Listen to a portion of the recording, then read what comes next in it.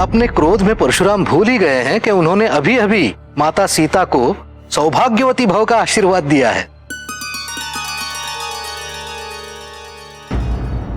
अब हमें समझ में आया कि आपने हमसे क्यों कहा कि हम सीता की चिंता ना करें। उन्होंने तो अपने स्वामी का संरक्षण पूर्व ही कर दिया था। ऋषिवर, ब्राह्मणों की सेवा करना तो रघुकुल का धर्म है। इस नाते तो मैं आपका सेवक हूं, मैं आप पे आक्रमण कैसे कर सकता हूं?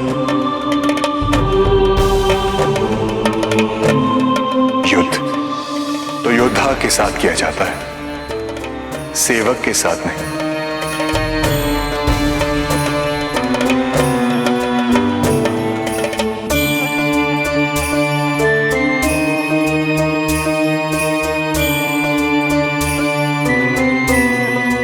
तुम दोनों भाइयों में कुछ तो है जिसके कारण अभी तक मैं तुम दोनों पर आक्रमण नहीं कर पाया। ऋषिवर, शिव धनुष को तोड़ने के लिए मैं आपसे क्षमा मांगता हूं।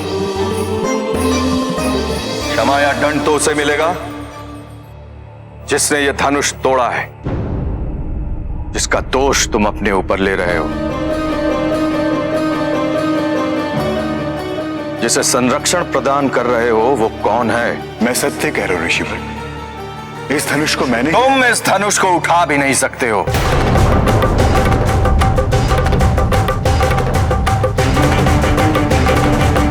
और चाहते हो कि मैं विश्वास कर लूं कि तुमने इस धनुष को तोड़ा है।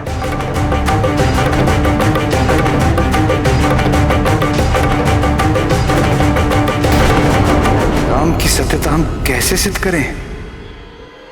परशुराम तो प्रमाण प्राप्त हुए बिना शांत नहीं होंगे।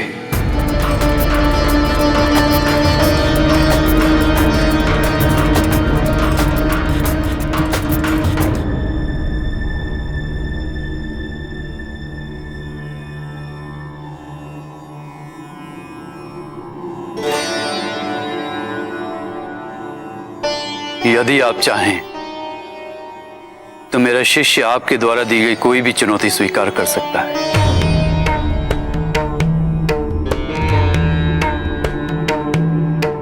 ताकि वो ये सिद्ध कर सके कि वो जो कुछ भी कह रहा है सत्य कह रहा है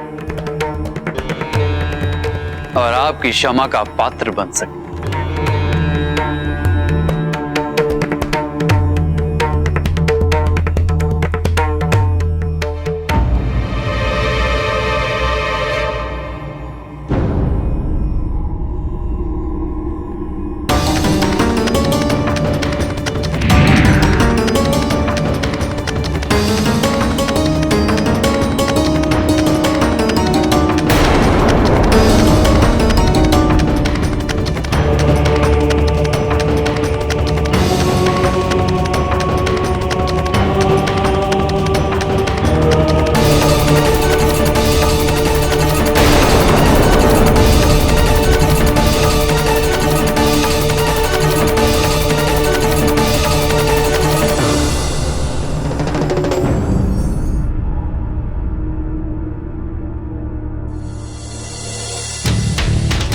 यह वैष्णव धनुष है, सदियों से मेरे पास है।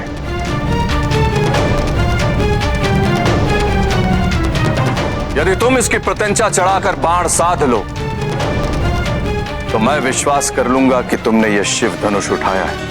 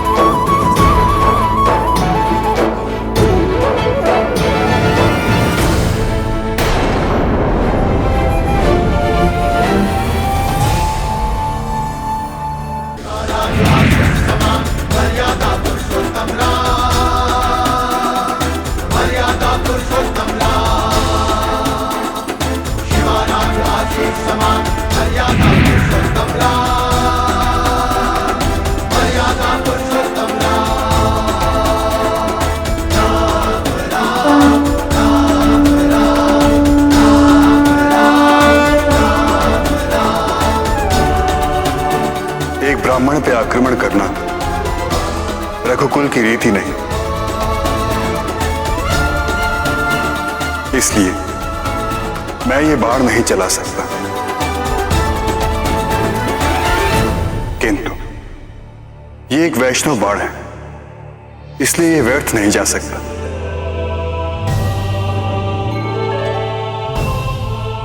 अतः आप ही मुझे आदेश दी कि मैं इस प्रत्यंचा पे चढ़े बाण का क्या करूं। इस बाण से वैकुंठ में मेरे स्थान को अनुग्रहित कर पावन करने की कृपा करें, ताकि मेरे क्रोध और अहंकार को उचित दिशा प्राप्त हो।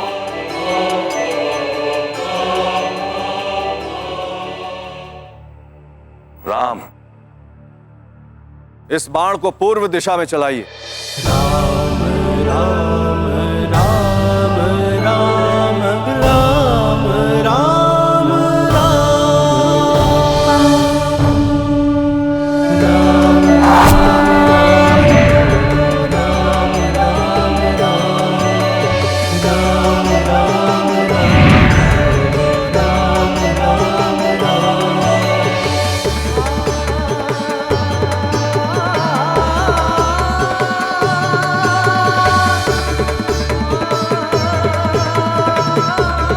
आपके मुख पर ये मुस्कान अवश्य किसी नई लीला का सूचक है। राम द्वारा वैकुंठ में स्थान अनुग्रहित करा परशुराम ने यह निर्णय लिया कि वो इस संसार में इसी रूप में वास करे। ये नारायण के एक अवतार का दूसरे अवतार के प्रति आदरपूर्ण अनुग्रह व अपनत्व भरी प्रीति है।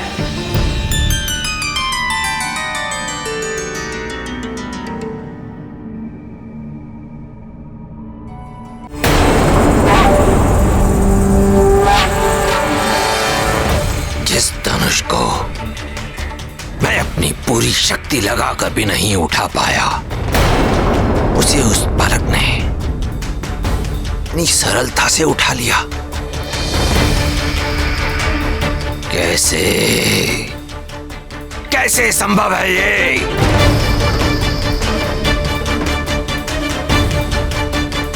परंतु अचरज किस बात का, जब धनुष महादेव का है तो उस बालक की सहायता भी तो महादेव ने की होगी। भरी सभा में मुझे अपमानित करने के लिए, पीड़ा देने के लिए मुझे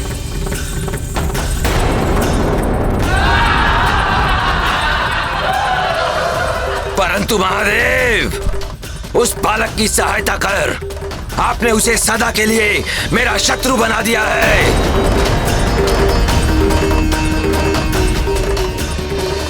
उस बालक से प्रतिशोध अवश्य लूंगा।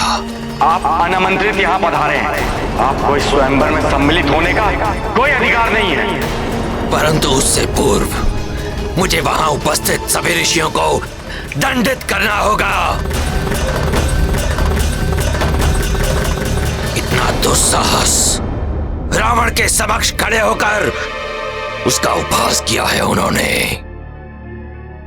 लंका पहुंचकर उन्हें पाठ पढ़ाने की योजना बनाऊंगा, शिष्टाचार का पाठ,